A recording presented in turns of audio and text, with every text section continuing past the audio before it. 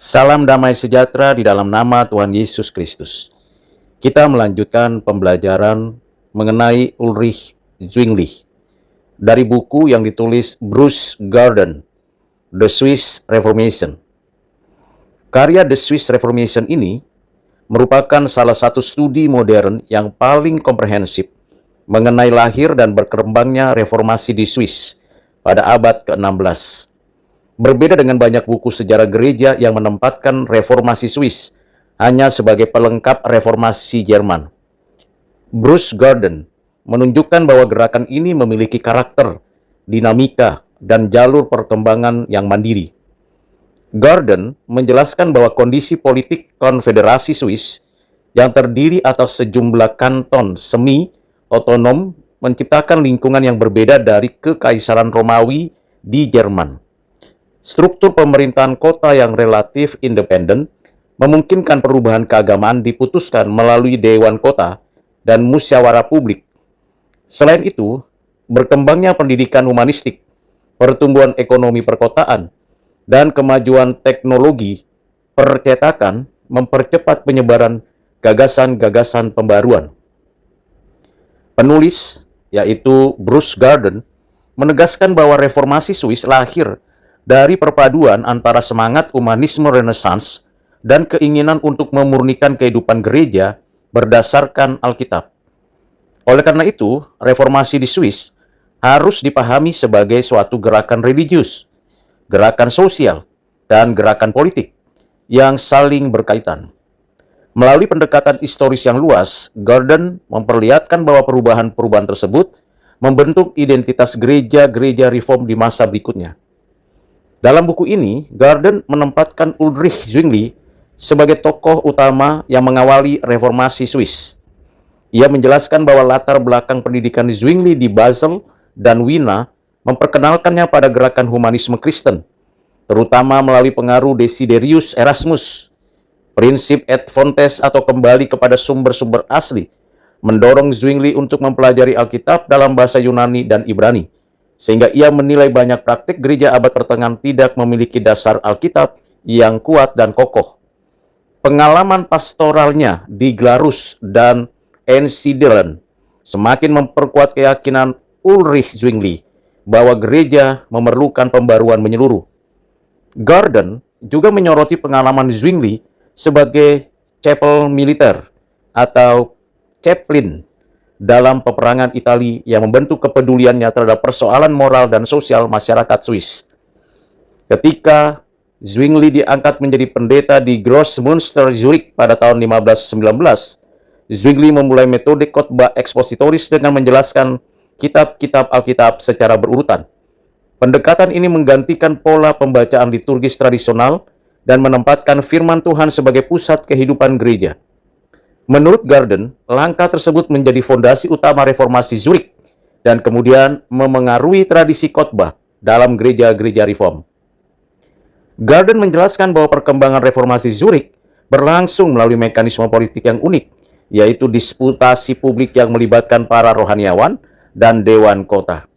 Disputasi tahun 1523 menjadi peristiwa penting karena melalui forum tersebut, Zwingli mempresentasikan 67 Articles, suatu pernyataan teologis yang menegaskan supremasi Alkitab dan keunikan karya keselamatan Kristus.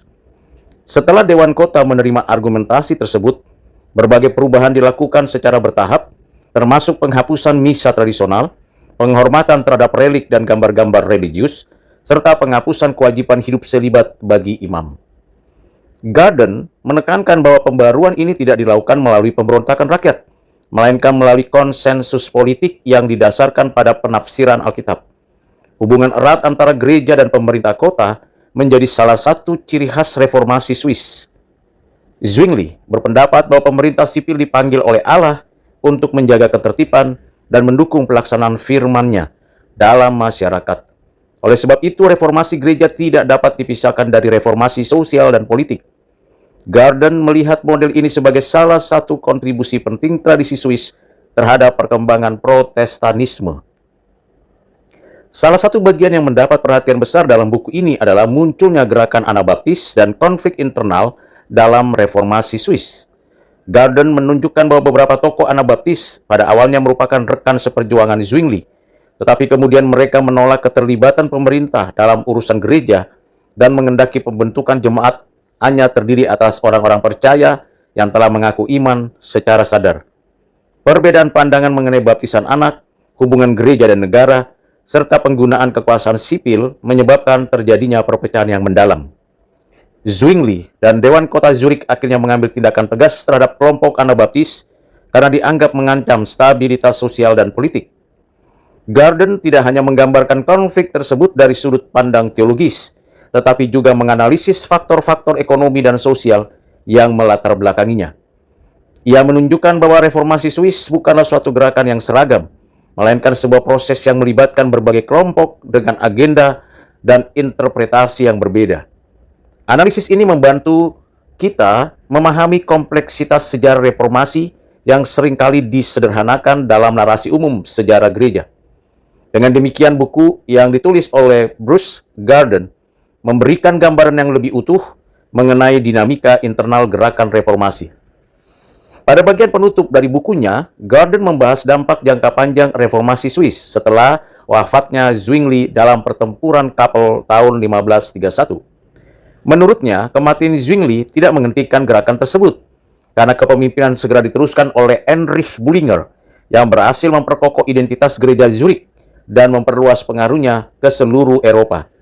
Bullinger mengembangkan warisan teologi Zwingli dan menjalin hubungan dengan berbagai komunitas Protestan melalui jaringan korespondensi yang luas. Garden juga menunjukkan bahwa pemikiran Zwingli dan Bullinger kemudian memberikan fondasi penting bagi perkembangan teologi John Calvin di Jenewa. Oleh sebab itu, reformasi Swiss tidak hanya menjadi fenomena lokal, tetapi menjadi salah satu pilar utama lahirnya tradisi reform internasional. Secara keseluruhan, buku The Swiss Reformation menjanjikan kajian yang mendalam mengenai hubungan antara teologi, politik, dan perubahan sosial pada abad ke-16. Buku ini menempatkan reformasi Swiss sebagai sebuah gerakan yang independen, kompleks, dan sangat berpengaruh dalam sejarah kekristenan Barat. Karena keluasan analisis dan penggunaan sumber-sumber primer yang kuat, karya Bruce Garden dipandang sebagai salah satu referensi akademik terbaik untuk memahami sejarah dan pemikiran reformasi Swiss. Kiranya kita dapat membaca buku itu, mengertinya, dan bisa menjadi sarana mengevaluasi, merefleksi reformasi di gereja kita masing-masing, baik dalam aspek teologis, ibadah gerejawi, pelayanan kepada masyarakat, dan hubungan dengan bangsa dan negara. Tuhan Yesus memberkati kita. Amin.